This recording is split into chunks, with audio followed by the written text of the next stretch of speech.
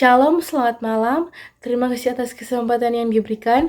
Jadi saat ini saya akan mempresentasikan materi mengenai musik vokal, interval, dan akord. Jenis-jenis interval beserta jaraknya. Yang pertama ada prime. Prime murni 0, sekon kecil setengah, sekon besar 1. Terts kecil 1,5, terts besar 2. Kuart murni 2,5, kuart lebih 3. Queen murni 3,5, queen kurang 3. Sek kecil 4, sek besar 4,5. Septime kecil 5, septime besar 5,5, dan yang terakhir oktav murni yaitu 6. Jenis-jenis interval mayor atau besar ada 4. Yang pertama sekon besar, kedua terts besar, ketiga sek besar, dan yang terakhir septime besar. Sekon besar merupakan jarak dari nada pertama ke nada kedua. Terts besar merupakan jarak dari nada pertama ke nada ketiga. Sek besar merupakan jarak dari nada pertama ke nada keenam. Dan septime besar merupakan jarak dari nada pertama ke nada ketujuh. Ada juga jenis-jenis interval minor atau kecil. Ada 4. Yang pertama sekon kecil, kedua terts kecil, ketiga sek kecil, dan yang terakhir septime kecil. Kemudian jenis-jenis akord. Ada 4 akord. Yang pertama mayor, kedua minor, ketiga diminis, dan yang keempat augment.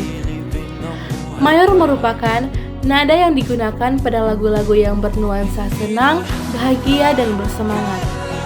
Minor merupakan nada yang digunakan pada lagu-lagu yang bernuansa sedih dan melankolis. Diminis merupakan nada yang sangat tegang dan misterius. Dan augment merupakan nada yang aneh dan sangat menggantung. Pengertian dari solo, paduan suara dan vokal grup adalah penyajian musik yang disampaikan dengan menggunakan suara manusia. Jenis penyajian musik ini disebut dengan pertunjukan musik vokal. Pengertian dari marching band, kolintang, dan band adalah penyajian musik yang disampaikan dengan menggunakan alat musik. Jenis penyajian musik ini disebut dengan pertunjukan musik instrumen. Organ-organ penggerak yang berfungsi untuk menggetarkan pita suara ada 4. Yang pertama paru-paru.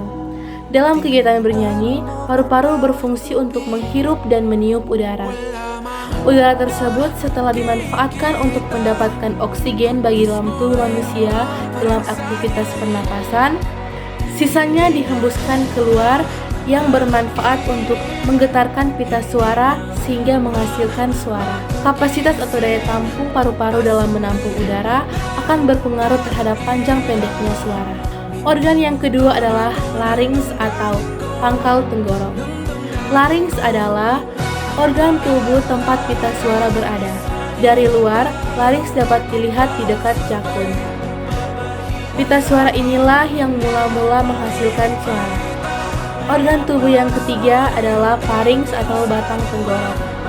Pharynx merupakan organ tubuh yang menghubungkan larynx dengan rongga mulut dan rongga hidung. Dan organ penggerak terakhir adalah diafragma. Diafragma merupakan otot besar yang melintang di antara rongga dada dan rongga perut.